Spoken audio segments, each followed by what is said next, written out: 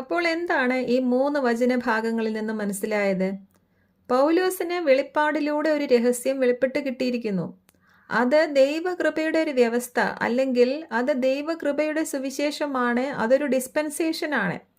എന്ന് പറഞ്ഞാൽ something to dispense is given to അപ്പോസ്തലൻ പോൾ. എല്ലാവർക്കും വിശദീകരിച്ച് വിതരണം ചെയ്തു കൊടുക്കുവാൻ, പറഞ്ഞ് മനസ്സിലാക്കി കൊടുക്കുവാൻ, അങ്ങനെ അത് വിശ്വസിച്ച് സ്വീകരിക്കുന്നവരെ യഹൂദനെന്നോ ജാതിയെന്നോ വ്യത്യാസമില്ലാതെ ക്രിസ്തുവിനോട് ചേർത്ത് ദൈവത്തോട് രമ്യതപ്പെടുത്തുവാൻ, നിരപ്പിക്കുവാൻ ഈ നിരപ്പിൻ്റെ ശുശ്രൂഷ, ഈ നിരപ്പിൻ്റെ സുവിശേഷം, മിനിസ്ട്രി ഓഫ് റീകൺസിലിയേഷൻ പൗലോസിനെ ദൈവം ഭരമേൽപ്പിച്ചിരിക്കുകയാണ്. ശ്രദ്ധിക്കുക, ഇത് 12 അപ്പോസ്തലന്മാർ പ്രസംഗിക്കുന്ന സുവിശേഷമല്ല.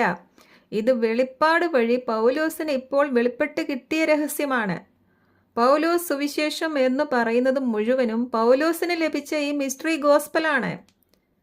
മറ്റൊരു സുവിശേഷം ഇല്ല, ഇതിൽ നിന്ന് വ്യത്യസ്തമായൊരു സുവിശേഷം. ഇനി ഞങ്ങൾ തന്നെയോ സ്വർഗത്തിൽ നിന്നൊരു ദൂതൻ തന്നെയോ നിങ്ങളോട് പ്രസംഗിച്ചാൽ അവൻ ശപിക്കപ്പെട്ടവൻ എന്ന് പൗലോസ് പറയുന്നുണ്ട്.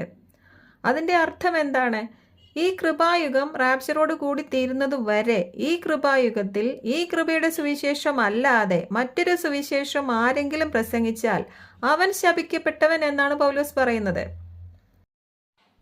എന്നാൽ ഇവിടെ വീണ്ടും ശ്രദ്ധിക്കുക, കൃപായുഗം റാപ്ചറോട് കൂടി അവസാനിച്ചു കഴിഞ്ഞാൽ പിന്നീട് സുവിശേഷം പ്രസംഗിക്കുന്നത് 144,000 യഹൂദരാണ്, 2 സാക്ഷികളാണ്, സ്വർഗത്തിൽ നിന്നുള്ള ദൂതന്മാരാണ്. അതായത് റാപ്ചറോടുകൂടി കൃപായുഗം അവസാനിച്ച് കഴിയുമ്പോൾ കാര്യങ്ങൾ വീണ്ടും മാറിമറിയും. വെളിപ്പാട് പുസ്തകത്തിൻ്റെ 14-ാം അധ്യായത്തിൽ ദൂതന്മാർ തന്നെ സുവിശേഷം പറയുന്നുണ്ട്. എന്താണ് ആ ദൂതന്മാർ വിളിച്ചു പറയുന്നത്? ഒരു ദൂതൻ അറിയിക്കുന്നത് ആകാശത്തെയും ഭൂമിയെയും സമുദ്രത്തെയും നീരുറവുകളെയും സൃഷ്ടിച്ച ദൈവത്തെ ആരാധിക്കുവിൻ എന്നാണ്. കാരണം എന്താണ്? അവിടെ മറ്റൊരുവൻ ഞാനാണ് ദൈവം എന്ന് പറഞ്ഞ് ജെറുസലേം ദേവാലയത്തിൽ സ്ഥാനം പിടിച്ചിരിക്കുകയാണ്. മറ്റൊരു ദൂതൻ വിളിച്ചു പറയുന്നത് ആരെങ്കിലും മൃഗത്തെയോ അതിൻ്റെ പ്രതിമയെയോ ആരാധിക്കുകയോ നെറ്റിയിലോ കയ്യിലോ മുദ്ര സ്വീകരിക്കുകയോ ചെയ്താൽ അവൻ ദൈവ ക്രോധത്തിൽ ഉൾപ്പെടും, അഗ്നിയാലും ഗന്ധകത്താലും എന്നേക്കും പീഡിപ്പിക്കപ്പെടുകയും ചെയ്യും എന്ന മുന്നറിയിപ്പാണ് ആ ദൂതൻ നൽകുന്നത്. ഇതെല്ലാം കൃപായുഗത്തിന് ശേഷം സംഭവിക്കാൻ പോകുന്ന കാര്യങ്ങളും അന്നിവിടെ ശേഷിച്ചവരെ അറിയിക്കുന്ന കാര്യങ്ങളുമാണ്. നമ്മൾ ഇവിടുന്ന് പോയി കഴിഞ്ഞാൽ മാത്രമേ അതെല്ലാം സംഭവിക്കുകയുള്ളൂ.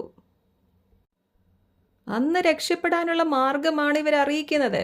അപ്പോൾ അന്ന് മറ്റൊരു സുവിശേഷം അറിയിക്കുന്നുണ്ട്. അന്ന് രക്ഷപ്പെടാനുള്ള മാർഗം വ്യത്യസ്തമാണ്. ഇന്നത്തെ പോലെ കൃപയാലല്ലോ വിശ്വാസം മൂലം നിങ്ങൾ രക്ഷിക്കപ്പെടുന്നത് എന്ന് അന്ന് പറഞ്ഞിട്ട് കാര്യമില്ല. ഇത് ഈ സൗജന്യ രക്ഷാ